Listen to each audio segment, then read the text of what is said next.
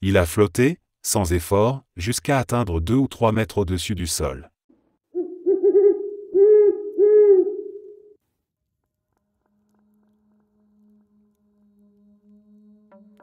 Ma mère m'a récemment raconté une histoire qu'elle n'avait jamais osé partager avant. Elle remonte à l'époque où elle était encore adolescente. Une nuit, elle dormait chez une amie dont elle ne s'était pas trop rapprochée depuis. Ce soir-là, tout s'était bien passé au début, des bavardages, des rires, des jeux de société, une soirée comme on en vit des centaines quand on est jeune. Mais il y avait quelque chose d'étrange chez le père de son amie. Elle ne l'avait jamais vraiment vu sourire, et quand il leur parlait, il le faisait d'un ton lent, presque mécanique. Il ne levait pas les yeux quand il entrait dans une pièce. Elle avait senti ce malaise diffus qu'on ne sait pas encore nommer quand on est adolescent, mais qui vous colle à la peau. Vers l'heure du dîner, il leur a proposé de la viande. Il avait préparé ce qu'il appelait du gibier frais, du cerf selon ses mots. Ma mère n'en avait jamais mangé, mais par politesse, elle a accepté. Il avait déjà servi les portions, et elle ne voulait pas paraître impolie ou méfiante. Elle a donc mangé sans trop poser de questions. C'est après le repas que son ami lui a glissé, presque à voix basse, « Mon père ne chasse pas. Il dit qu'il chasse, mais en fait, il n'a jamais eu de fusil, jamais de permis. » Elle avait dit ça comme si c'était juste un mensonge banal, un trait un peu excentrique, presque une blague. Ma mère n'avait pas trop réagi à l'époque. Peut-être que quelqu'un lui avait donné cette viande, ou qu'il mentait pour se donner un genre. Elle était jeune. Elle n'a pas voulu insister. Des années plus tard, elle est tombée sur un article de journal. Une enquête sordide. Le père de cette fille, l'homme étrange au regard vide, avait été arrêté. Il avait tué plusieurs femmes au fil des décennies. Il dissimulait les corps. Et il avait gardé certaines parties, pour les consommer. Ma mère a lu ça d'une traite, glacée. Elle n'a pas dit un mot ce jour-là. Mais en repensant à ce dîner, à la texture étrange de cette viande qu'elle n'avait jamais reconnue, à l'odeur qu'elle n'avait jamais sentie avant, elle a compris ce que son instinct aurait voulu lui dire des années plus tôt. Elle est presque certaine qu'elle a mangé de la chair humaine ce soir-là. Et rien que cette pensée la hante encore aujourd'hui.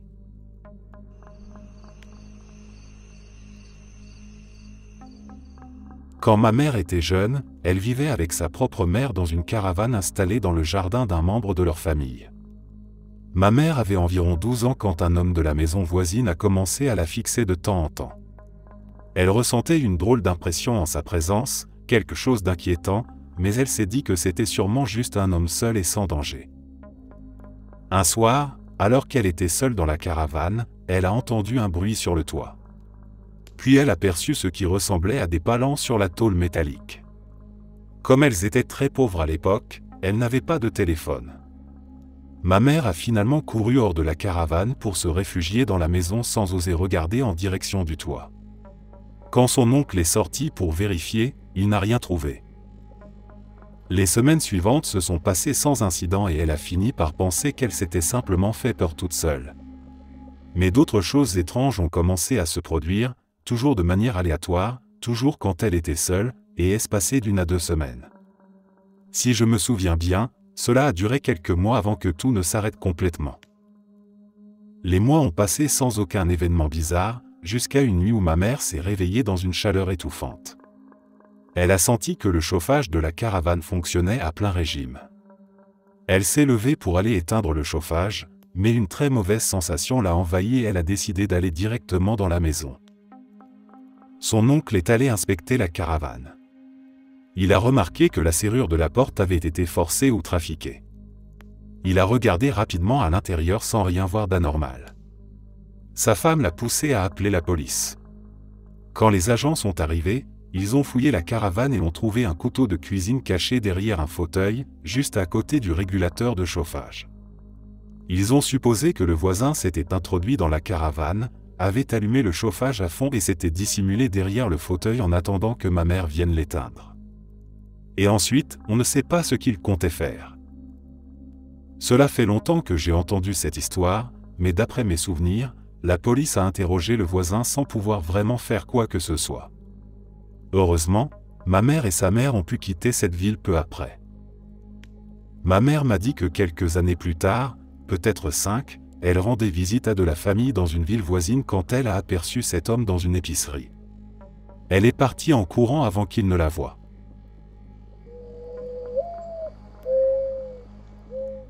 Quand j'avais 15 ans, j'ai vu mon beau-père se faire poignarder juste devant moi. Il y a eu une altercation au milieu de notre rue vers 2 heures du matin, assez bruyante pour réveiller toute la maison. Mon beau-père et mon oncle, qui étaient encore en train de boire, sont sortis pour voir ce qui se passait. Un jeune homme était en train de rouer de coups un de nos voisins âgés, un homme alcoolique qui vivait à quelques maisons de la nôtre. Plus tard, on a appris que le jeune homme sortait avec la fille du voisin. Mon beau-père et mon oncle ont tenté de les séparer et, dans la confusion, le jeune a poignardé mon beau-père.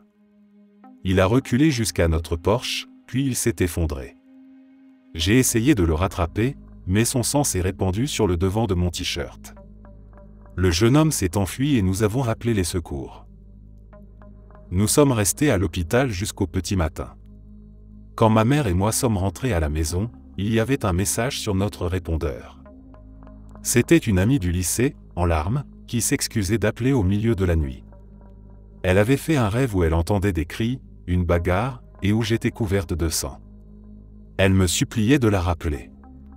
L'heure du message correspondait exactement à celle de l'agression. C'était à la fin des années 80, bien avant les ordinateurs ou les téléphones portables. Elle habitait de l'autre côté de la ville. Il n'y avait absolument aucun moyen pour elle de savoir ce qui s'était passé.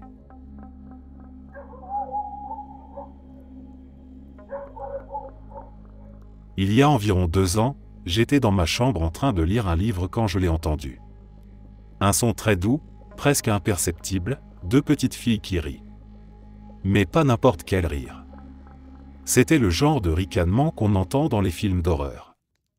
J'ai immédiatement posé mon livre et tendu l'oreille.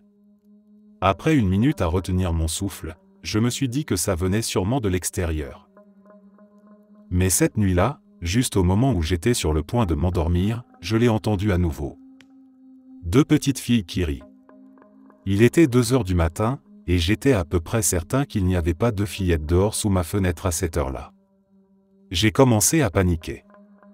Je me suis redressé dans mon lit et j'ai attendu, pendant ce qui m'a semblé une éternité, à l'écoute du moindre son. Puis je l'ai entendu encore une fois. J'ai bondi hors du lit et j'ai passé le reste de la nuit dans la chambre d'amis. Le lendemain matin, j'étais persuadé que ma chambre était hantée.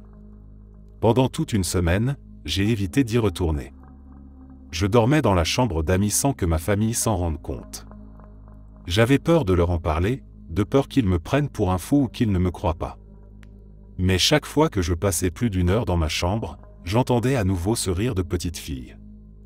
À la fin de la semaine, j'étais épuisé. Je dormais à peine et j'étais terrifié par ma propre chambre. Un matin, mon frère vient me voir et me dit « Tu es sourd ou quoi ?» Évidemment, j'étais complètement perdu. Après quelques questions, il m'explique qu'il avait placé un petit appareil dans ma chambre. Apparemment, c'est un genre de gadget pour faire des blagues, facile à cacher, et qui peut produire toutes sortes de sons. Mon frère, lui, avait choisi celui des rires flippants de petites filles. Il se demandait pourquoi je ne l'avais pas entendu ou pourquoi je n'avais rien dit pendant toute la semaine. Et moi, j'avais juste envie de lui coller une gifle.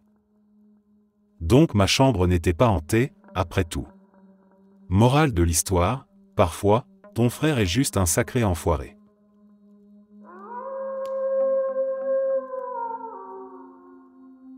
Le père de mon ami, on va l'appeler Jacques, vivait avec son frère, appelons-le Tom, dans les années 80.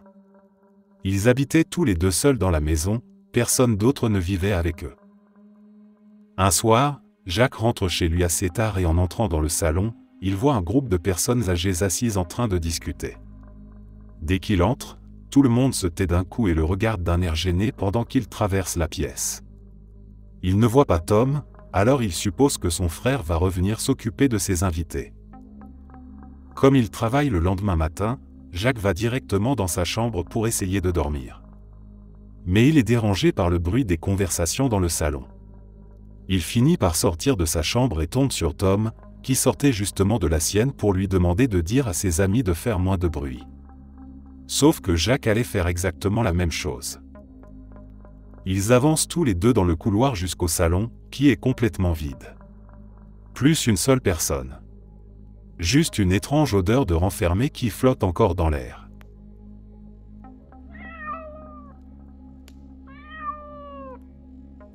Mon année de junior à la fac. Pas mon moment de gloire, clairement. On était peut-être 6 ou 7 potes à traîner un samedi soir, complètement défoncés. À peine la dernière douille finie, ça a commencé. On frappe à la porte. Pas un petit toc-toc. Non. Des coups violents, affolés. Qu'est-ce qu'on fait? C'est les flics? Forcément, c'est les flics. On est foutu. C'est sûr, je me fais virer du logement cette fois. Une des filles va ouvrir. Un gars avec une tignasse à la tête Kaczynski, sans pantalon, est en train de hurler pour qu'on le laisse entrer. La fille crie et essaie de refermer la porte, mais le type force l'entrée. Il saigne pas mal et s'effondre littéralement sur mon ami, comme un poids mort. Il est complètement incohérent, il répète juste « s'il vous plaît », sans dire quoi que ce soit de compréhensible. Mon pote descend en courant pour aider la fille. Et moi? Zéro courage. J'étais pétrifié. Terrifié. Je restais planté en haut des escaliers comme une femme des années 50 qui aurait vu une souris. On fait quoi? Oh mon Dieu, qu'est-ce qu'on fait? Faut appeler la police. Bien sûr. Je peux pas le faire, je panique. Quelqu'un finit par appeler la police et explique qu'un vieux mec, probablement SDF, essaie de forcer l'entrée de notre appart. Dans mon esprit défoncé et paniqué, il n'y avait qu'une explication logique, un sans-abri était en train d'envahir notre salon. Quelqu'un appelle donc les flics et moi je reste paralysé en haut des marches, totalement inutile. Mon pote, lui, réussit à repousser le mec dehors et tente de le calmer. De mon côté, je sécurisais héroïquement le haut de l'escalier. Les flics arrivent enfin et embarquent le gars en ambulance. On referme la porte et on retourne s'asseoir dans le salon. Quelqu'un lance « Est-ce que je suis le seul à ne plus du tout être défoncé ?» On ne l'était plus, en effet. Épuisé et secoué, on s'est dit qu'on allait se refaire un joint pour se détendre. On a revécu la scène des centaines de fois dans les semaines qui ont suivi.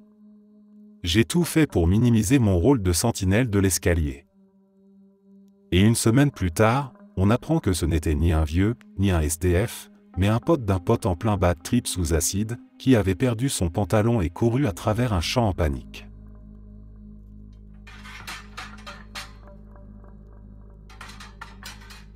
Je supervise l'équipe de nuit, de 16h à minuit, dans un subway.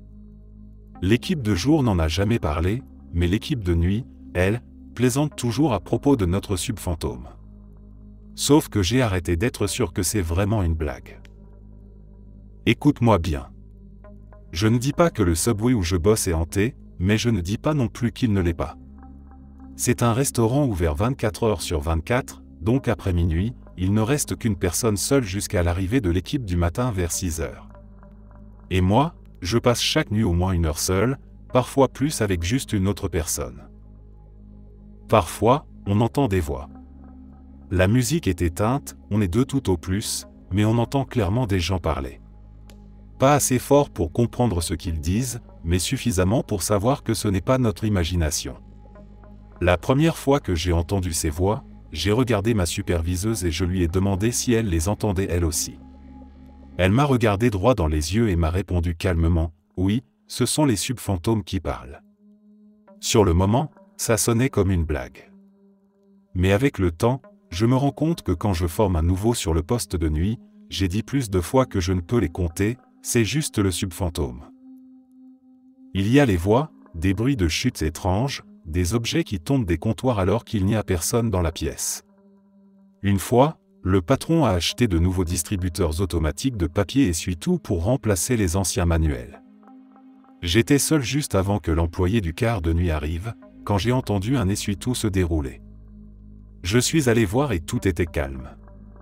J'étais sur le point de repartir quand un autre morceau est sorti. Puis un autre. Et encore un. Jusqu'à ce que le truc parte en mode subfantôme à fond, déroulant toute la bobine sans s'arrêter, comme quand un chat découvre comment défaire le rouleau de papier toilette. Le distributeur ne s'est arrêté que lorsqu'il n'y avait plus un seul morceau de papier. Il n'y avait absolument personne d'autre. Quelques jours plus tard, le patron a remis les distributeurs manuels. S'il y a bel et bien un subfantôme, c'est un pote. Et ça ne me dérange pas plus que ça. L'équipe de jour ne remarque rien, mais nous, l'équipe de nuit, on connaît bien notre petit spectre du sandwich. Il est tellement présent que les nuits où il ne se passe rien sont les plus étranges. Les voix sont même devenues presque rassurantes. La chose la plus flippante qui me soit jamais arrivée restera toujours cet homme qui me regardait à travers ma fenêtre. Ce n'est rien de paranormal, mais franchement. J'étais en train de texter ma copine et de jouer à un jeu quand j'ai entendu du bruissement dehors, juste à côté de ma fenêtre. Pour info, je vis dans le sous-sol de la maison de ma mère, aménagée comme un appartement. Je n'ai pas de rideau, et j'ai éteint mon iPod. Et là, je vois un type qui me fixe. Vraiment. Il me regardait fixement. Ça a duré au moins 10 minutes. J'ai envoyé un message à ma petite sœur pour qu'elle prenne la putain de batte et qu'elle allume les lumières à l'étage. Dès qu'il a vu les lumières, il a détalé. Je n'ai jamais été aussi terrifié, sauf récemment. En pleine nuit, j'ai cru rêver avoir entendu un gros bruit suivi d'un plop. J'ai laissé passer. Le lendemain matin, mon beau-père était en train de nettoyer le jardin et a trouvé le couvercle de la clim dans le puits de fenêtre de l'autre côté. Quand je suis monté pour aller laver la voiture de ma mère, ils m'ont demandé si j'avais entendu quelque chose. Alors je leur ai raconté. Depuis, je garde un couteau et une batte en alu avec moi. À ceux qui demandent pourquoi on n'a pas appelé les flics, on l'a fait la première fois. Ils nous ont dit qu'ils ne pouvaient rien faire. Tant que la personne ne force pas vraiment l'entrée de la maison, on est coincé avec elle, ou elle, jusqu'à ce qu'elle passe à l'action.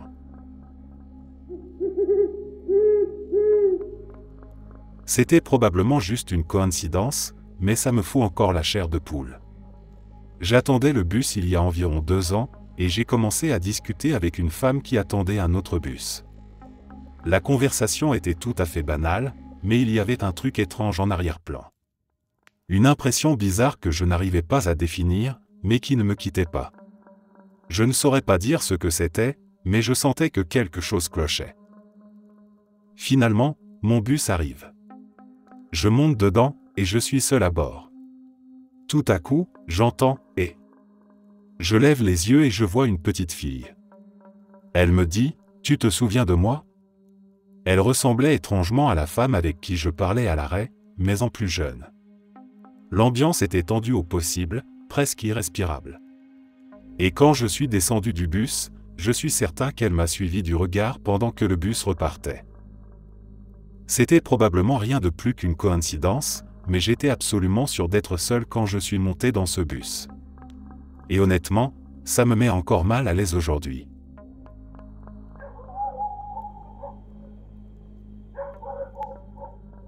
Quand je vivais en Afrique du Sud, je voyageais beaucoup avec un missionnaire chrétien qui faisait aussi de l'aide humanitaire. Il s'occupait de tout ce qui était spirituel, et moi, je travaillais plutôt avec les habitants locaux, principalement des Xhosa, pour les aider sur des questions non religieuses. En juillet 2010, on est allé dans un village complètement paumé, au milieu de nulle part. Dès qu'on est descendu du camion, on a senti que quelque chose n'allait pas. On n'avait pas réussi à joindre notre contact local de toute la journée, et il n'y avait absolument personne. Le village était désert. Pierre et moi avons fait maison par maison, cherchant quelqu'un, n'importe qui, mais tout était vide. Complètement silencieux. Finalement, on a vu une silhouette courir au coin d'un bâtiment, de l'autre côté du village.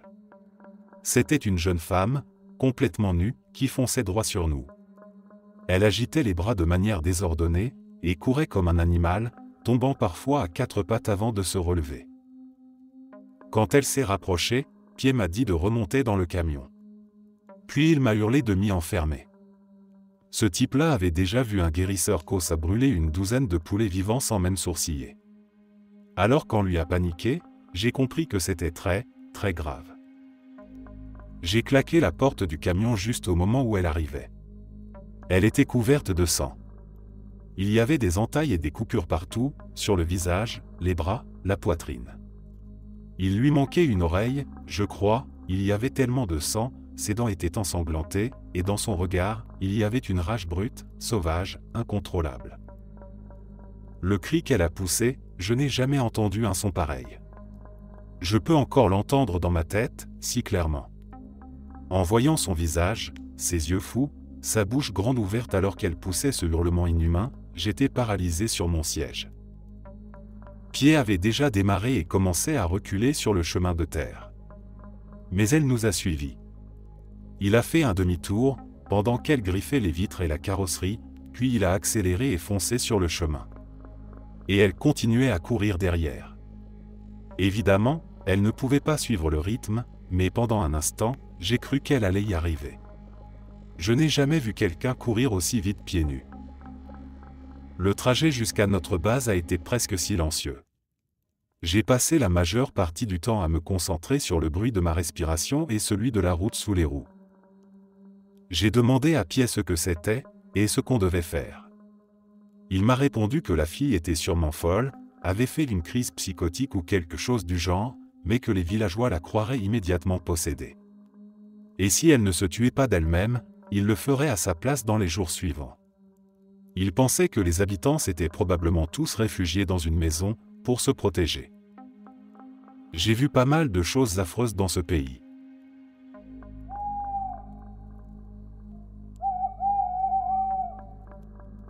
Mon copain travaille de nuit, et j'étais seul à la maison, en train de dormir. En pleine nuit, je suis réveillé par mon chiot qui gémit dans le salon. Je pense qu'il veut simplement sortir. Je m'apprête à ouvrir la porte arrière quand j'entends un bruit étrange à l'avant de la maison, un grattement accompagné de petits clics, comme si quelqu'un essayait de forcer la serrure. Je vais jeter un coup d'œil, et à travers la vitre de la porte d'entrée, je distingue la silhouette de quelqu'un. En regardant un peu plus loin, je remarque une deuxième silhouette, immobile devant la fenêtre du salon. Il faisait trop sombre pour voir des visages ou des détails, mais je savais qu'il me voyait. Je n'avais pas encore installé de store à ce moment-là, donc j'étais totalement visible. Et eux, ils restaient là, à me fixer. J'ai complètement paniqué. J'ai appelé la police, puis mon père. Je me suis recroquevillé dans la cuisine, là où on ne pouvait pas me voir depuis une fenêtre, et j'ai attendu que quelqu'un arrive. Mes parents vivent de l'autre côté de la ville, mais ils sont arrivés avant les flics. Les deux individus avaient disparu, mais des voisins d'en face étaient réveillés et avaient vu une voiture. J'ai fini par passer la nuit chez mes parents. Et quand je suis revenu le lendemain matin, j'ai vu que la fenêtre du sous-sol avait été partiellement enfoncée, comme si quelqu'un avait essayé d'entrer. Le jour même, j'ai fait installer un système de sécurité. Je n'ai toujours aucune idée de qui c'était.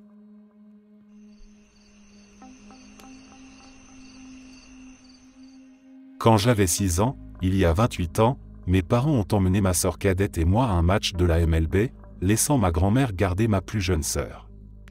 À notre retour, ma grand-mère a raconté à mes parents que 2 hommes étaient passés à la maison avec du matériel de photographie.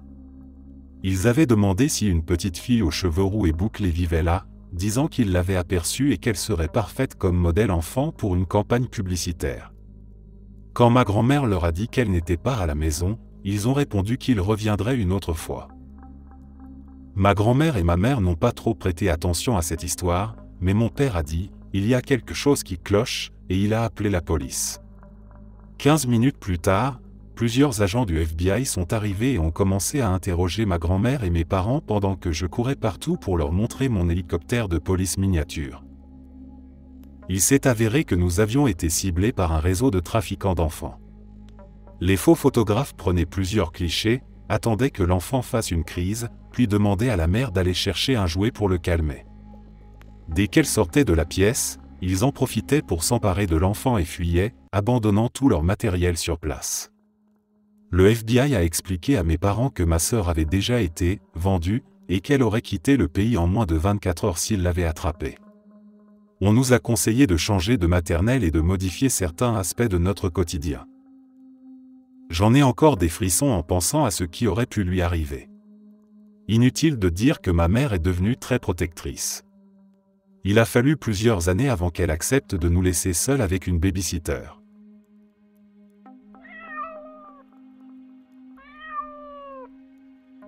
Ma meilleure amie et moi faisions une soirée pyjama chez elle. Nous étions adolescentes et, pour une raison inconnue, seuls à la maison ce soir-là. On s'amusait à l'étage quand, tout à coup, on a entendu un grand fracas en bas. Évidemment, on a paniqué pendant une bonne trentaine de minutes avant d'oser aller voir ce qui s'était passé. J'ai saisi une batte et on a commencé à descendre les escaliers très lentement. Arrivé dans la cuisine, on a découvert qu'un saladier en verre était tombé et s'était brisé. Le plus étrange, c'est que tous les morceaux avaient été ramassés et placés dans un autre bol posé sur la table.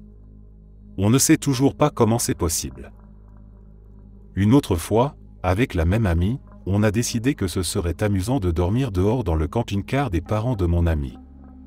En pleine nuit, je me suis réveillé en voyant la silhouette d'un homme debout dans l'embrasure de la porte. Il est resté immobile un moment, puis il est sorti. J'étais à moitié endormi, et je me suis rendormi en me demandant si je l'avais vraiment vu ou si j'avais rêvé. Le lendemain matin, mon ami me parle d'un « rêve » qu'elle a fait où quelqu'un entrait dans le camping-car. Inutile de dire qu'on a totalement paniqué. Apparemment, quelqu'un, un sans-abri peut-être, sa maison est juste à côté de la voie ferrée, dormait là sans que personne ne s'en rende compte.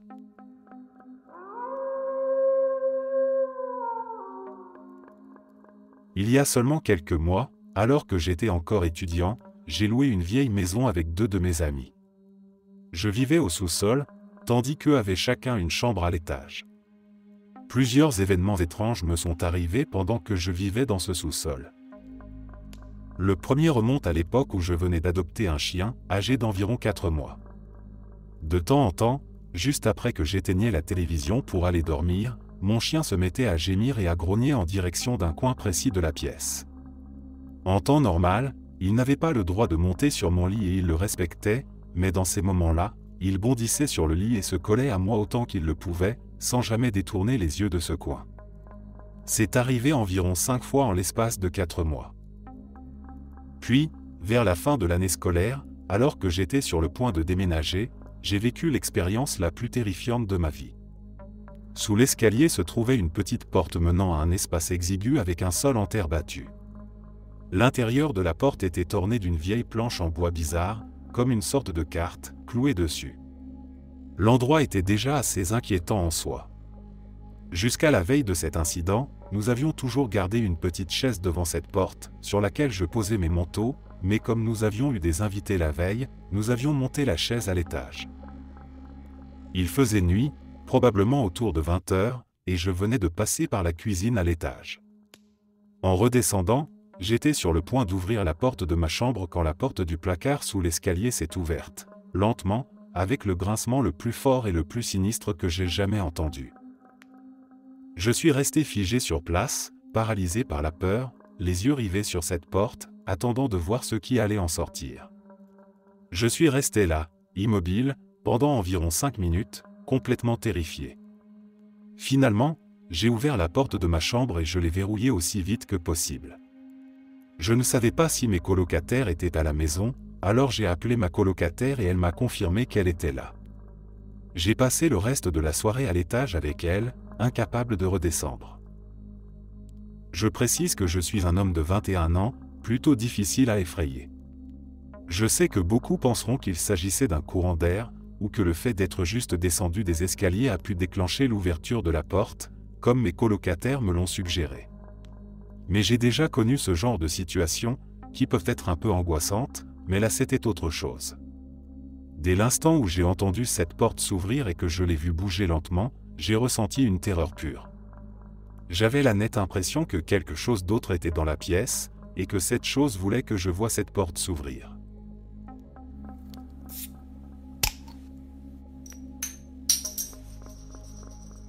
Je tiens à préciser avant tout que je suis un homme. À l'époque, je courais beaucoup, 5 miles chaque jour sans exception. Un jour, après avoir terminé ma course, quelqu'un a frappé à ma porte. C'était un jeune homme, à peu près mon âge, environ 27 ans, qui me posait des questions sur le duplex voisin, qui était à louer. Il me demandait des choses classiques sur le quartier, la rue, etc. J'étais poli et informatif, mais j'avais de la nourriture en train de cuire, donc j'ai voulu rentrer rapidement. Je lui ai dit d'appeler le numéro indiqué sur l'affiche, mais avant que je puisse me retirer, il m'a interrompu. Il m'a demandé s'il sentait de la marijuana et si je fumais chez moi. Je lui ai répondu que non, que c'était du saumon en train de cuire. Il a alors dit que si je fumais, il serait totalement partant pour ça. Ensuite, il a complimenté mes pectoraux et m'a demandé si je m'entraînais beaucoup. J'ai répondu brièvement que oui, puis j'ai répété que je devais y aller et que s'il avait des questions, il pouvait appeler le numéro. Il m'a remercié et est parti. Je suis aussitôt rentré et j'ai appelé ma propriétaire pour lui dire de ne surtout pas louer à ce type. Il me mettait franchement mal à l'aise. 2 jours plus tard, un dimanche soir vers minuit, je venais de terminer un film sur le canapé. J'avais joué beaucoup au foot ce week-end-là, et j'ai pour habitude de prendre un bain chaud d'environ 20 minutes pour soulager mes genoux. En me rendant à la salle de bain, je suis passé devant ma chambre et j'ai remarqué que, comme je bouge beaucoup en dormant, j'avais probablement déplacé les rideaux et les stores à côté de mon lit. Rien d'inhabituel, j'allais les remettre en place plus tard. En entrant dans la salle de bain, j'ai constaté que la fenêtre était légèrement ouverte, sûrement restée comme ça depuis la dernière visite d'amis quelques jours auparavant. J'ai fermé la fenêtre et baissé les stores. Je me suis installé dans le bain avec un minuteur de cuisine réglé sur 20 minutes. C'est là que des pensées étranges ont commencé à me traverser l'esprit. J'ai repensé au week-end et un malaise a commencé à s'installer. Peut-être que je devenais paranoïaque. Mais en y repensant, c'était étrange que les stores de la salle de bain et de la chambre et tout s'étaient déplacés. Même derrière la télé, un des stores avait une lame un peu relevée. Je me suis dit que je devenais ridicule. Mais le malaise persistait. Je n'ai pas attendu que le minuteur sonne. J'ai bondi hors du bain, me suis enroulé dans une serviette, j'ai éteint la lumière de la salle de bain et, à pas rapide, j'ai traversé la maison pour éteindre les lumières du salon et de la cuisine. Dans l'obscurité, j'ai enfilé un pantalon de sport, mais je ne suis pas retourné dans ma chambre pour un t-shirt. La seule lumière encore allumée était celle de ma chambre. Je suis allé à la porte d'entrée, que j'ai ouverte brusquement pour jeter un œil dehors. Rien. Juste le bruit assourdissant des grillons dans cette chaude nuit d'été. J'ai voulu retourner à l'intérieur, mais un doute m'a traversé l'esprit. Je ne pourrais pas dormir tranquille si je ne vérifiais pas l'extérieur. Pieds nus, j'ai descendu les marches du perron et longé le trottoir jusqu'au côté de la maison, là où brillait la lumière de ma chambre. En jetant un coup d'œil autour de l'angle, j'ai vu, à moins de 6 mètres de moi, le même homme que 2 jours plus tôt. Il avait le visage collé à la vitre de ma chambre et se masturbait frénétiquement. Il n'avait manifestement pas remarqué que j'étais sorti et que je l'avais pris à revers. J'ai ressenti une rage soudaine et j'ai décidé de le surprendre. Je me suis précipité vers lui en criant, ce qui l'a fait hurler de terreur. Il a commencé à reculer en disant que je ne le connaissais pas. Je lui ai répondu que si, que je savais exactement qui il était et que j'allais le rattraper. Il s'est mis à courir à travers le jardin du voisin, suppliant qu'on ne le frappe pas, qu'il était désolé, qu'il était ivre. J'étais plus rapide que lui. Je l'ai poursuivi à travers une allée gravillonnée, ce qui n'était pas agréable pieds nus, mais il a trébuché dans une seconde allée et est tombé lourdement. J'étais prêt à lui donner un coup, mais je me suis retenu. Je savais que je risquais ma carrière et que j'étais déjà en train d'enfreindre la loi. Il était en sang, en larmes, suppliant d'une voix complètement différente de celle de notre première rencontre. Je lui ai demandé où il était garé, il a menti en disant plus loin, mais au bout de quelques pas, il a avoué que sa voiture était juste là. En l'ouvrant, j'ai vu qu'il n'avait ni portefeuille ni pièce d'identité. J'ai fouillé la boîte à gants et trouvé un reçu au nom d'une autre personne que celle qu'il avait donnée. Je l'ai appelé par ce nom, il s'est effondré à nouveau en sanglots, confessant qu'il avait menti. J'ai décidé de le faire écrire une confession signée dans le carnet du reçu. C'est à ce moment-là que j'ai compris qu'il était entré chez moi quand je n'étais pas là pour bouger les stores et mieux voir à l'intérieur. J'ai noté son numéro de plaque, recopié quelques numéros de proches depuis son téléphone, et je lui ai dit que je ne savais pas si j'allais appeler la police, mais que s'il me recroisait un jour, je tenterais de le tuer. Ce n'était pas vrai, mais je voulais qu'il y croie. Je lui ai rendu ses clés et son téléphone, et je lui ai ordonné de disparaître. Il est resté assis, sanglotant, avant de démarrer et partir. Une fois rentré, j'ai bu une bière et regretté de ne pas avoir appelé la police. Finalement, je l'ai fait. Un agent est venu, a pris quelques notes et m'a dit que j'aurais dû le retenir. Je lui ai donné tout ce que j'avais, y compris la confession. 2 jours plus tard, j'ai appelé pour avoir des nouvelles, rien. Aucune suite. Aucune trace de rapport.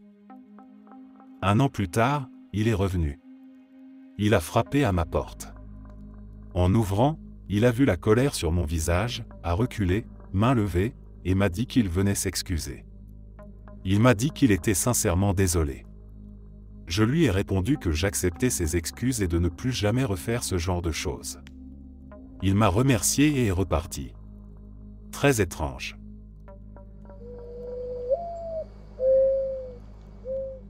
La chose la plus inquiétante dont je me souvienne ne relevait pas du tout du paranormal. Je marchais vers l'épicerie tard dans la nuit, il devait être entre 23h et 1h du matin, je ne me souviens plus de l'heure exacte, mais les rues étaient complètement désertes. J'habite dans le Bronx, dans un quartier pas très sûr, mais j'y ai grandi et j'ai toujours connu les mauvaises fréquentations du coin. J'ai appris à ne pas trop m'en inquiéter, car beaucoup d'entre eux veillent en réalité sur leurs voisins. Ils ne sont pas forcément bienveillants avec tout le monde, mais passons. Pendant que je marchais, j'étais seul jusqu'à ce que j'entende des pas derrière moi. Comme je suis plutôt prudente, je me suis retourné pour bien observer la personne. Je l'ai regardée longuement, juste au cas où je devrais plus tard la décrire. C'est un réflexe que j'ai développé en grandissant dans un quartier dangereux. Étant une fille plutôt petite, 1m55, j'étais un peu mal à l'aise face à ce type qui faisait presque 2 fois ma taille, mais j'ai continué à marcher normalement. Au bout d'un moment, il m'a rattrapé et m'a demandé si j'étais dominicaine. Je lui ai répondu sèchement que oui, puis j'ai continué ma route. Ensuite, il m'a demandé si j'avais 18 ans. À l'époque, j'en avais 17. J'ai répondu non et j'étais déjà prête à traverser la rue tellement il me mettait mal à l'aise. Dès que j'ai dit non, il a eu l'air déçu, a répondu « Ah, laisse tomber alors », et s'est enfui en courant. Ce n'était pas grand-chose sur le moment, mais c'était vraiment perturbant. J'y repense souvent en me demandant ce qui aurait pu arriver si j'avais menti en disant que j'avais 18 ans. Je n'ai jamais su ce qu'il avait en tête, mais rien de bon, j'en suis sûr.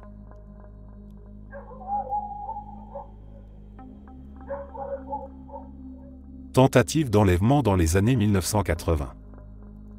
Dans un quartier de Sacramento, tard le soir, j'étais en visite chez un ami. J'avais peut-être 9 ou 10 ans. Nous étions 3 enfants à sortir pour aller jouer dans un parc qui faisait aussi école primaire, à quelques rues de là.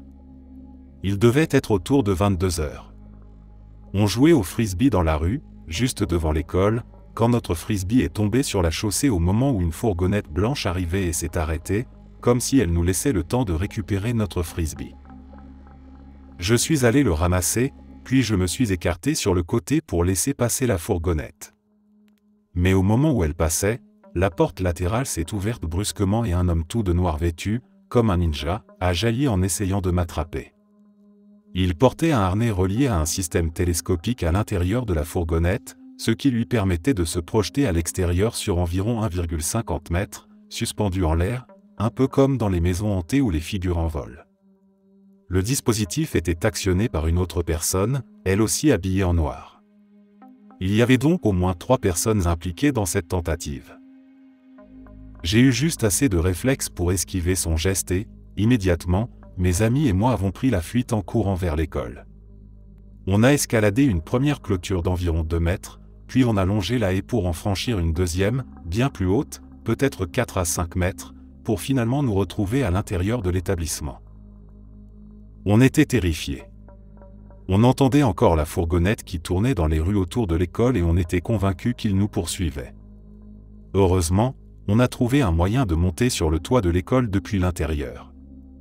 On est resté là-haut, allongé, à observer la fourgonnette qui tournait autour de l'école pendant au moins une demi-heure, cherchant visiblement à nous retrouver. C'est là que la peur est montée d'un cran.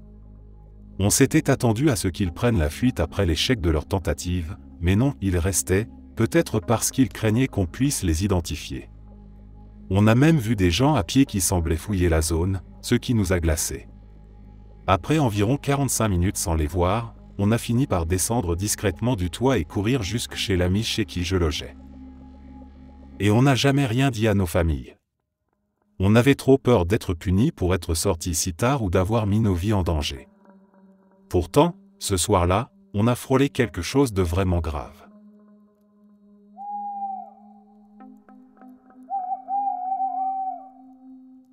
Je suis chez Walmart, debout devant le rayon des pains français. Je remarque un type bizarre planté là, complètement absorbé par les produits devant lui. Il doit avoir autour de 40 ans, porte un short en jean un peu trop court, une chemise moulante, des tongs, et arbore une moustache en guidon. Il a l'air un peu en surpoids, le genre de gars qu'on n'oublie pas facilement. Je tends la main et prends une baguette, pensant simplement à accompagner mon dîner. À ce moment précis, il se tourne vers moi avec un sourire étrange, figé et sans raison apparente. Je ressens un malaise immédiat, comme si j'étais entré dans une scène qui ne m'était pas destinée. Alors je m'éloigne, sans me retourner, juste pour sortir de ce petit théâtre dérangeant. Une trentaine de minutes plus tard, je change d'avis. Je retourne vers le rayon du pain, pensant que j'ai peut-être été un peu trop parano. Et là, il est toujours là. Même posture. Même regard figé sur les pains. Il n'a pas bougé d'un centimètre. Aucun caddie, aucun panier, rien autour de lui. Je repose la baguette que j'avais prise plus tôt, prêt à partir une nouvelle fois. À peine ma main quitte le pain qu'il bondit dessus. Il l'attrape sans hésiter, comme s'il avait attendu cet instant avec impatience. Puis il file directement vers les caisses, sans un mot, sans un regard. Il paie rapidement et quitte le magasin avec cette seule baguette sous le bras. C'est tout ce qu'il a acheté. Rien d'autre. Pas même une bouteille d'eau. Juste ce pain que j'avais choisi, tenu, puis reposé. J'ai passé le reste de la journée à me demander ce que ça signifiait. Est-ce qu'il me suivait? Est-ce qu'il attendait précisément que je touche quelque chose? Ou est-ce qu'il vivait dans une logique qui n'appartient qu'à lui, un jeu bizarre dont je n'ai été qu'un pion de passage? Franchement, je n'arrive toujours pas à comprendre. J'ai travaillé un jour avec une femme assez âgée, elle devait avoir dans les 70 ans. Comme notre boulot était franchement monotone, on passait beaucoup de temps à discuter. Elle adorait raconter des histoires, souvent étranges, parfois drôles, mais il y en a une en particulier que je n'ai jamais pu oublier. Elle m'a raconté que, lorsque sa grand-mère était morte, la famille l'avait enterrée dans une boîte en bois, directement dans le jardin derrière la maison. À l'époque, c'était une pratique assez courante, surtout dans les coins un peu isolés. Ils avaient fabriqué le cercueil eux-mêmes et organisé une cérémonie simple, entourée des voisins et de quelques proches. Puis la vie avait suivi son cours. Des années plus tard, la famille a fait l'acquisition d'un terrain dans un cimetière pour y réunir tous les membres décédés, afin qu'ils reposent ensemble. Ils ont donc décidé de déplacer la grand-mère. Ils ont engagé des gens pour déterrer la caisse, pensant simplement à faire les choses proprement. Mais lorsqu'ils ont ouvert le cercueil, tout a basculé. L'intérieur du couvercle était couvert de traces de griffures. Des dizaines de marques profondes, comme si quelqu'un avait désespérément tenté de sortir. Les parois de bois étaient entaillées de partout. La femme m'a regardé droit dans les yeux en me disant ça. Elle n'avait pas besoin d'exagérer, son visage disait tout. Sa grand-mère avait été enterrée vivante. Elle m'a expliqué qu'à l'époque, les médecins pouvaient se tromper, que la mort n'était pas toujours bien diagnostiquée. Elle m'a dit qu'elle pensait souvent à ce moment-là, à cette terre qu'ils avaient refermée trop tôt. Et depuis, chaque fois qu'elle passe devant un cimetière ou qu'elle entend parler d'une inhumation, elle revoit ses marques, et elle se demande si d'autres ont connu le même sort sans qu'on ne le sache jamais. Moi, j'ai repensé à cette histoire pendant des semaines. Il y a des choses qu'on entend et qu'on oublie. Et puis il y a celles qui s'accrochent, comme si elles attendaient qu'on les raconte à notre tour.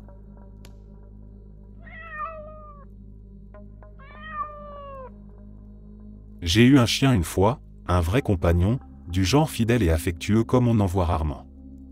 Peu importe où il se trouvait dans la maison ou dans le jardin, il accourait dès que je l'appelais. Il fonçait vers moi comme une flèche, surtout quand j'avais des friandises. Parfois, il arrivait si vite qu'il manquait de me faire tomber. Il était toujours content, toujours proche de moi. Un soir, je suis assis tranquillement dans le salon avec quelques amis. Rien d'anormal. On discutait, la télé était allumée en fond, et le chien était allongé près de mes pieds. Puis, sans prévenir, il se redresse d'un coup. Tous les poils de son dos se hérissent comme s'il venait de sentir un danger immédiat. Il se met à grogner, un grognement profond, presque rauque, comme je ne l'avais jamais entendu chez lui. Il fixait un point précis derrière moi, au-dessus de mon épaule. Son regard ne bougeait pas, complètement figé. Il montrait les dents, les babines retroussées, prêt à attaquer ou à défendre. J'ai cru au début qu'il avait vu une araignée, un bruit dehors, quelque chose de banal. Alors j'ai essayé de l'appeler, de le faire venir vers moi comme d'habitude. J'ai même secoué un sachet de friandises, mais il ne réagissait pas. Il ne me regardait même pas. Son attention était entièrement absorbée par ce coin vide du mur, comme s'il voyait quelque chose que nous, on ne voyait pas. L'atmosphère dans la pièce a changé d'un coup. Mes colocataires ont arrêté de parler, la télé ne faisait plus aucun bruit, même si elle était encore allumée. Personne ne disait rien, on se regardait, puis on regardait le chien. Il grognait toujours, de plus en plus fort, toujours fixé sur ce même point. Au bout d'un moment, je n'ai plus tenu. Je me suis levé et je l'ai pris dans mes bras. Il continuait à grogner, même pendant que je le portais, les yeux encore tournés vers ce coin invisible. Je l'ai sorti du salon et j'ai fermé la porte derrière moi. Ce n'est qu'après quelques minutes, une fois loin de cette pièce, qu'il a fini par se calmer. On n'a jamais su ce qu'il avait vu ou cru voir. Mais même des jours plus tard, chaque fois qu'il repassait devant cette pièce, il ralentissait et tournait la tête vers cet endroit précis. Comme si quelque chose y était resté.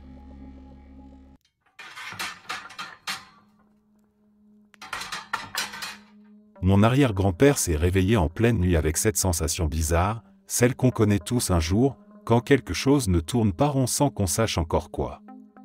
Il a ouvert les yeux lentement, et dans l'obscurité de la chambre, il a vu un homme debout dans un coin de la pièce, immobile, en train de les regarder dormir, lui et mon arrière-grand-mère. Il vivait à la campagne, très loin de tout, entouré de champs et de bois. À l'époque, personne ne verrouillait les portes. Il ne pensait même pas à ça. Il n'y avait pas de raison d'avoir peur. Les voisins étaient à plusieurs kilomètres, et les seules visites imprévues venaient des cerfs ou des renards. Mais cet homme-là ne venait pas des bois. Il n'avait rien d'un animal effrayé ou d'un promeneur perdu. Il ne disait rien. Il se contentait de les observer, debout dans l'ombre, les mains pendantes le long du corps, comme s'il attendait quelque chose. Mon arrière-grand-père est resté figé quelques secondes. Il n'osait pas bouger. Il a dit plus tard qu'il avait eu l'impression que, s'il faisait un geste trop brusque, quelque chose d'irréparable allait se produire. Finalement, il s'est levé lentement, sans allumer la lumière, et l'homme n'a pas bougé. Il s'est approché, lentement aussi, puis d'un coup il a allumé la lampe de chevet. L'homme a cligné des yeux, comme surpris par la lumière, et s'est mis à marmonner des mots incompréhensibles. Ils ont réussi à le faire sortir de la maison sans qu'il devienne violent. Il ne criait pas, ne menaçait personne, mais il n'était clairement pas dans son état normal. Plus tard, ils ont appris qu'il s'était échappé d'un asile psychiatrique situé à une centaine de kilomètres. Il avait quitté l'établissement à pied et avait marché pendant 2 jours sans s'arrêter. Pourquoi il était entré dans leur maison, pourquoi il les avait regardés dormir au lieu de chercher de l'aide ou de la nourriture, personne ne l'a jamais su. Ce soir-là, ils ont commencé à verrouiller les portes.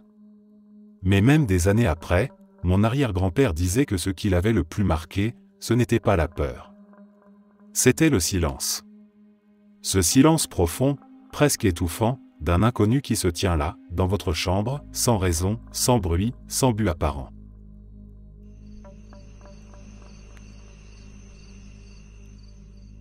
On traînait tous chez un pote, affalés dans le salon, en pleine partie de Super Smash Bros. Brawl.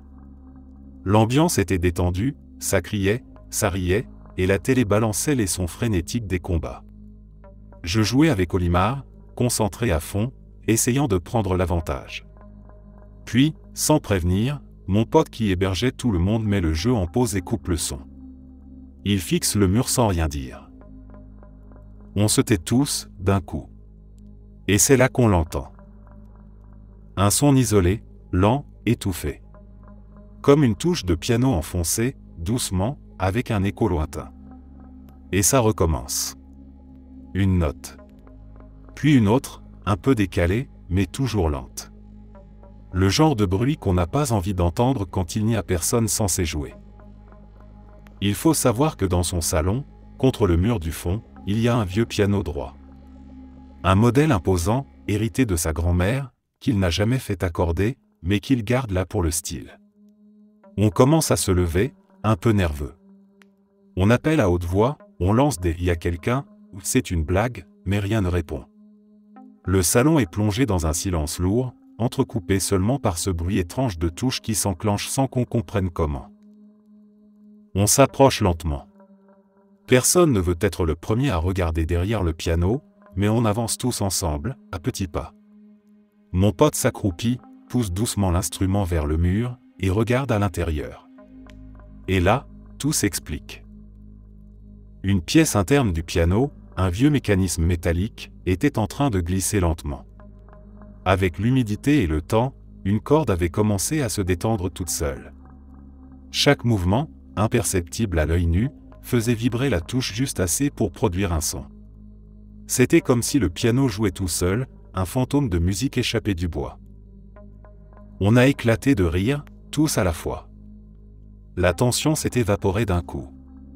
C'était stupide, et en même temps, pendant quelques secondes, on avait tous cru à quelque chose d'inexplicable. Et en plus, j'ai fini par gagner la partie. Olimar a totalement écrasé Marthe, même après l'interruption. Je crois qu'il aurait préféré qu'on reste dans la peur.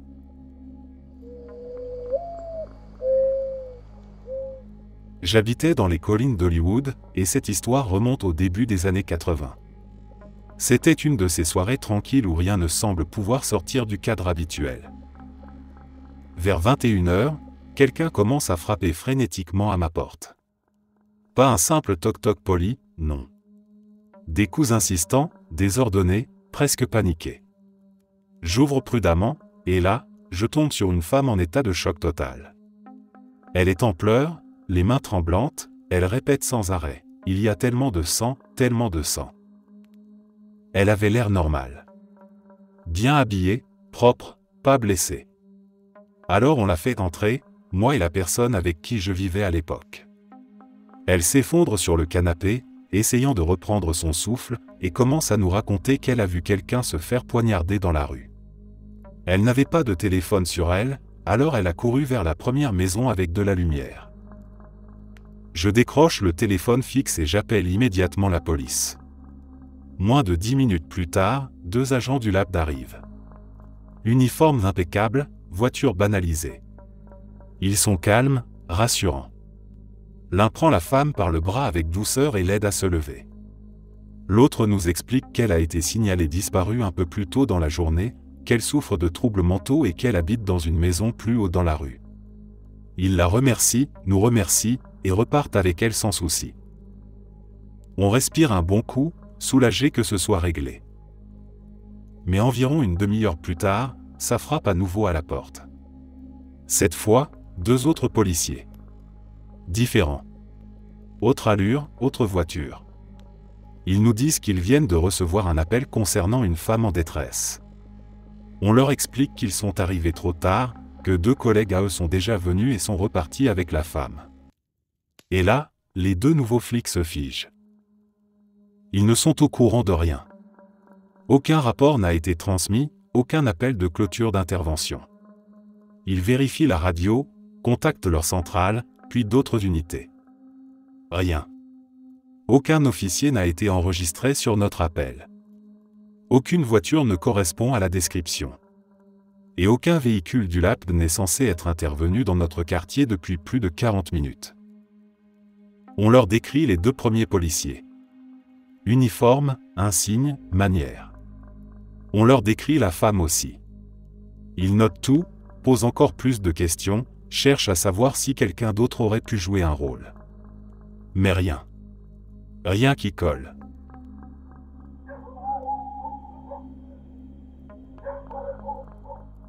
C'est arrivé à une amie à moi. Elle m'a raconté cette histoire un jour, et même si elle avait l'air de vouloir la prendre à la légère, je voyais bien dans ses yeux qu'elle n'avait jamais vraiment réussi à l'oublier. Quand elle était petite, elle jouait un soir avec son petit frère et sa petite sœur dans le salon. Il faisait déjà nuit, mais ils continuaient à rire et courir un peu partout, insouciants. À un moment, son frère s'est arrêté net devant la fenêtre.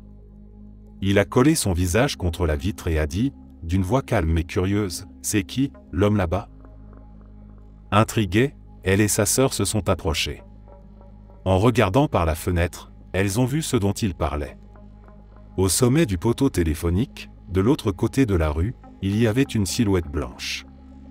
Quelque chose, ou quelqu'un, était assis là-haut, complètement immobile. Ça avait la forme d'un homme, mais tout en lui paraissait étrange. Comme s'il était trop net dans l'obscurité, comme s'il reflétait la lumière alors qu'il ne devrait pas. Le plus troublant, c'était son visage. Il les fixait directement, comme s'il savait qu'il le regardait. Et il souriait.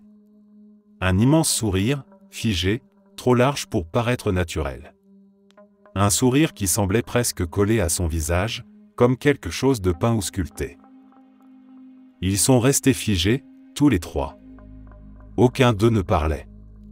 Puis, sans le moindre geste d'élan ou d'avertissement, la silhouette s'est levée. Elle s'est redressée lentement, debout en équilibre sur le sommet du poteau, toujours sans quitter les enfants des yeux. Et elle a sauté. Ils ont sursauté en même temps, courant vers la porte pour voir où il était tombé. Mais quand ils sont arrivés dehors, il n'y avait rien. Pas un bruit, pas de traces, pas de silhouette dans la rue. L'homme avait tout simplement disparu avant même de toucher le sol. Depuis ce jour, son petit frère n'en parle presque jamais. Et sa sœur, elle, refuse catégoriquement d'évoquer ce moment. Même aujourd'hui, des années plus tard, elle change de sujet dès qu'on tente de lui en reparler. Mon amie dit qu'elle ne sait toujours pas ce qu'ils ont vu ce soir-là. Mais elle se souvient très clairement d'une chose, ce sourire. Il était trop présent pour être oublié.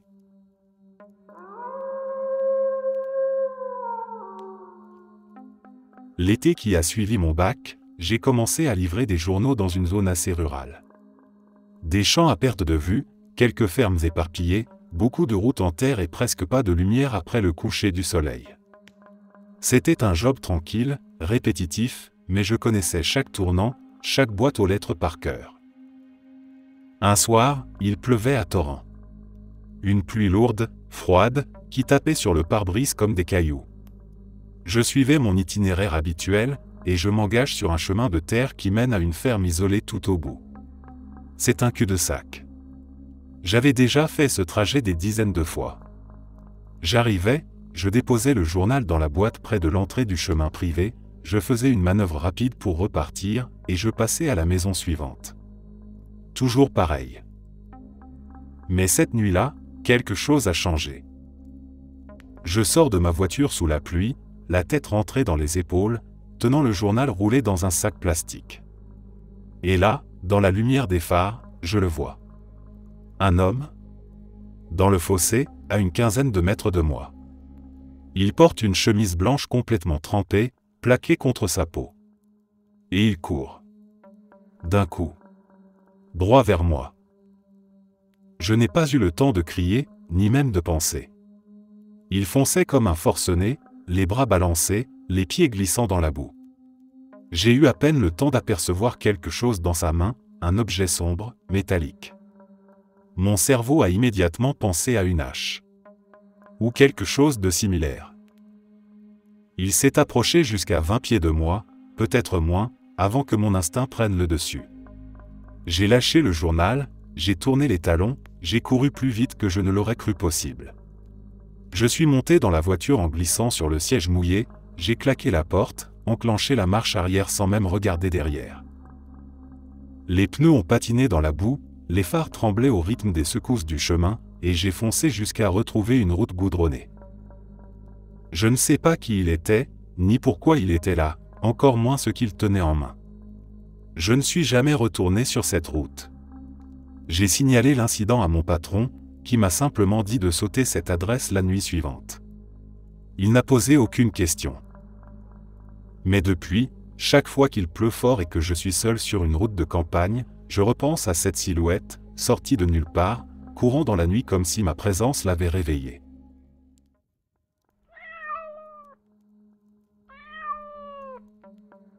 J'étais là, un jeune homme un peu paumé dans un bar bondé de Chicago.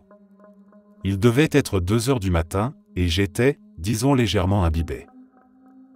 Je venais tout juste de me faire gentiment et conduire par une fille à qui j'avais bêtement consacré toute ma soirée. En guise de réaction mature et mesurée, j'ai pris 2 shots de plus. Juste pour ponctuer l'échec. Quelques minutes plus tard, tout l'alcool que j'avais bu ce soir-là a décidé de se manifester en urgence, et j'ai senti ma vessie lancer un appel au secours. Je me ferai un chemin à travers la foule, l'équilibre incertain, jusqu'à la porte qui mène aux toilettes du sous-sol. Une cage d'escalier étroite, des néons fatigués, une odeur qui n'invitait pas à la réflexion. J'ouvre la porte des toilettes et je me retrouve figé, immédiatement sobre par le choc. Là, au milieu de ce qui ressemble plus à une cellule d'interrogatoire qu'à une salle de bain publique, se tient une femme. Blonde, torse nu, debout, en train d'allaiter un nouveau-né. Dans un bar crade, à 2 heures du matin. Aucun signe de panique chez elle. Elle semblait simplement faire ce qu'elle avait à faire. Je ne bouge pas. Mon cerveau refuse de donner des ordres à mon corps. Trop de questions, aucune réponse. Suis-je au bon endroit? Est-ce une hallucination? Est-ce une performance artistique? Est-ce normal à Chicago? Le silence devient lourd, pesant. Jusqu'à ce qu'elle me lance, furieuse, « Tu peux arrêter de me mater, là ?» Et avant même que je comprenne ce qui m'arrive, elle me vise et me gicle du lait maternel en plein visage. Avec une précision chirurgicale. Touché en pleine joue. Aucun mot ne sort de ma bouche. Je reste là une seconde, humilié, trempé, et bizarrement convaincu que c'est moi le problème. Je fais demi-tour sans un mot, remonte les escaliers, traverse le bar, passe devant les videurs sans croiser le regard de personne, et je sors. Dans la nuit fraîche de Chicago, je m'essuie machinalement le visage avec la manche de ma veste. L'air de rien. Ce n'est que le lendemain matin, en me réveillant dans mon lit, l'haleine encore lourde de tequila, que la scène me revient en tête, dans toute son absurdité.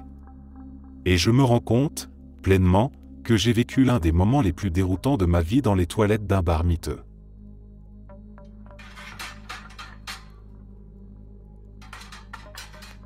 Il y a quelques années, quand mon grand-père était très malade, toute la famille s'était réunie autour de son lit.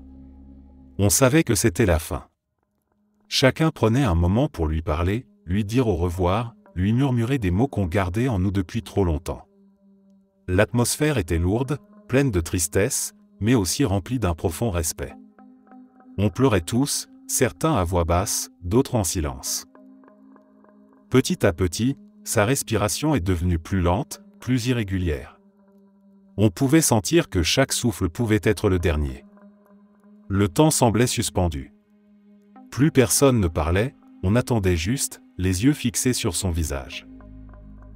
Et puis, au tout dernier moment, alors que son souffle se faisait presque imperceptible, ses yeux se sont soudainement ouverts. Vraiment grands. Il a souri. Pas un petit sourire vague. Un vrai sourire. Large, sincère. C'était comme s'il venait de voir quelque chose d'incroyablement beau, comme si une paix immense venait de l'envahir d'un seul coup. On ne l'avait pas vu aussi heureux depuis des années. Et puis plus rien. Il était parti. Même aujourd'hui, avec le recul, je n'arrive toujours pas à comprendre ce qu'il a vu. Ce qu'il a ressenti. Mais ce sourire me reste. Il me fait penser que, peut-être, au bout du chemin, il y a quelque chose de beau. Quelque chose qui vaut la peine d'être attendu. C'est pas une histoire surnaturelle, pas de fantômes ni de démons, juste un bon vieux moment de malaise bien humain. À la fin des années 90, j'étais passé à une brocante à quelques pâtés de maison de chez moi. J'habite une petite ville, du genre où on connaît vaguement la tête de tout le monde sans vraiment connaître personne. En fouillant un peu, je suis tombé sur un étui à cigarette en argent, plutôt classe, style vintage. Le genre d'objet qui, à mes yeux de l'époque, allait me donner un air sophistiqué et un peu mystérieux au bar. Je l'ai acheté pour 2 $ à un vieux type qui devait avoir au moins 85 ans, peut-être plus. Il avait cette gueule calme et presque inoffensive des vieux qui ont vu trop d'années passer. En rentrant chez moi, je l'ai fait tomber sur le trottoir et il s'est légèrement cabossé dans un coin. Rien de dramatique, ça lui donnait même un peu plus de caractère. Je l'ai utilisé quelques fois en soirée, mais il ne tenait que 8 clopes, ce qui, rapidement, m'a agacé. Alors je l'ai rangé dans le tiroir de ma table de nuit et je l'ai oublié. Quelques mois plus tard, je passe de nouveau devant la même maison. Encore une brocante. Poussé par la curiosité, je m'arrête. Et là, parmi tout un bric-à-brac, je tombe sur un étui à cigarettes identique au mien. Même style, même éclat. Je le prends dans les mains et je vois le même coin cabossé. Le même pli, exactement au même endroit. Ça me frappe un peu, mais je l'ouvre quand même. À l'intérieur, il y a une seule cigarette. Ma marque. Je sais pas ce qui m'a pris, mais je l'ai acheté. 2 $. Au même vieux type, toujours là, toujours aussi immobile, toujours ce visage impassible. Sauf qu'au moment où je lui tends les pièces, il me lance un sourire. Lent. Large. Un sourire qui ne disait rien, mais qui semblait tout savoir. En rentrant chez moi, je vais vérifier le tiroir de ma table de nuit. Il est vide. L'étui n'est plus là. Je n'ai aucune explication à ce jour. Peut-être que je l'ai laissé traîner quelque part. Peut-être qu'il s'est arrangé pour me le reprendre d'une façon ou d'une autre. Ou peut-être que ce type vendait plus qu'un simple étui à cigarette. Je sais juste une chose, ce sourire, je ne l'oublierai jamais. J'étais parti pour mon petit 5 km habituel, tranquille, en fin de journée, comme je le faisais depuis quelques semaines pour préparer le marathon qui approchait. Il ne restait que 2 semaines avant le jour J et j'étais dans cette phase où chaque sortie comptait. Le matin je faisais mes 10 km dès l'aube, le soir je bouclais une courte session pour garder le rythme. J'aimais particulièrement ce parc près de chez moi, vaste, silencieux, traversé de sentiers bordés d'arbres et d'herbes folles. Certaines zones étaient très fréquentées, d'autres beaucoup moins. Ce soir-là, j'avais choisi un des chemins les plus reculés, un passage étroit qui longeait une vieille mare, entourée d'arbustes et de végétation dense, presque marécageuse par endroits. Je courais d'un bon rythme, concentré sur ma respiration, quand j'ai aperçu une silhouette entre les arbres. Un homme, seul, assis en tailleur, en plein cœur de cette végétation dense, là où même marcher relevait du défi à cause de l'humidité, des moustiques et du terrain irrégulier. Il ne bougeait pas. Il ne semblait même pas respirer. Il avait une posture trop calme pour être simplement un promeneur fatigué. Il donnait l'impression de méditer ou d'attendre quelque chose. Ça m'a fait ralentir. Je ne sais pas pourquoi, mais un instinct étrange m'a poussé à m'arrêter, à l'observer. Il y avait un silence inhabituel autour. Pas de bruissement, pas de cris d'oiseaux, juste cette présence. J'avais les yeux fixés sur lui, et puis c'est arrivé. Son corps s'est élevé. Il n'y avait rien qui le soutenait, il n'a pas bougé un muscle. Il a flotté, sans effort, jusqu'à atteindre 2 ou 3 mètres au-dessus du sol. J'étais figé. Mon cœur battait plus fort mais pas de peur, c'était autre chose, un mélange d'incompréhension et de fascination. Je sais ce que j'ai vu. Ce n'était pas un reflet ni un jeu de lumière. Ce n'était pas une hallucination. Son corps était en suspension, stable, comme si la gravité avait cessé d'exister autour de lui. Et puis il a disparu. Littéralement disparu. Pas un mouvement, pas un bruit. Juste le vide. Je me suis avancé, j'ai fouillé les herbes, les buissons, le bord de la mare. Rien. Aucune trace de pas, aucun objet, aucune empreinte. Comme s'il n'avait jamais été là. Je suis resté là quelques minutes, incapable de comprendre ce qui venait de se passer. En rentrant, je n'ai parlé à personne mais, je me demande. Est-ce qu'il existe des gens parmi nous qui ont accès à des choses qu'on ignore complètement? Des capacités qui échappent à toute explication. Je n'ai jamais revu cet homme, mais je retourne souvent sur ce chemin. Merci d'être resté jusqu'à la fin. N'oubliez pas d'aimer la vidéo, de vous abonner et de partager vos propres histoires en commentaire. On se retrouve demain à la même heure devant ce feu.